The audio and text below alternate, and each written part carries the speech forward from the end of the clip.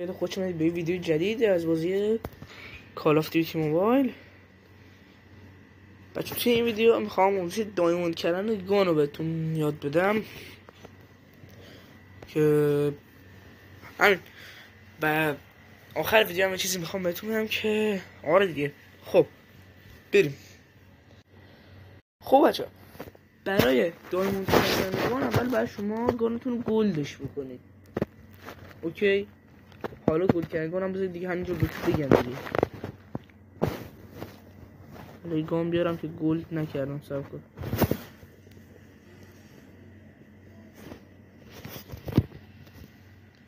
بچه نه اینم نیست. صبر کن نزدم.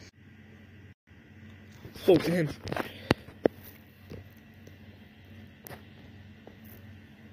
ببینید بچه برای دایموند کردن گان، من دایموند گلد کردن گان خدا، برای دایموند کردن گان شما اول باید گانتون رو گلد بکنید و برای این کار بخش اول 400 تا کیل باید با اون گان بگیرید. حالا برای LMG اینجوری فکرم برای گانهای دیگه باید یه چیز دیگه باید باشه. دراگون که میشه جا بعدیش باید هیپا، یعنی همون بدون ایم انمی‌ها رو بزنید. اسپلینتر بعد انمی‌ها رو از راه دور بزنید.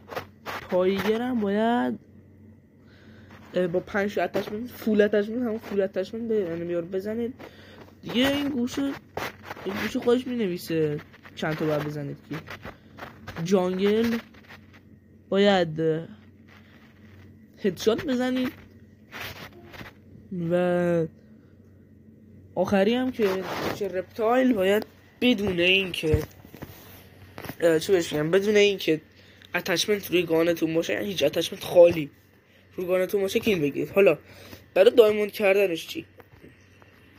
من میخوام خودم ایمکس رو دایموند کنم. برای دایموند کردنش من 115 تا شد رفتم. برای اسنایپر و شاتگونا این 120. حالا چون این اسولته یا SMG ها برای اونا 150 است.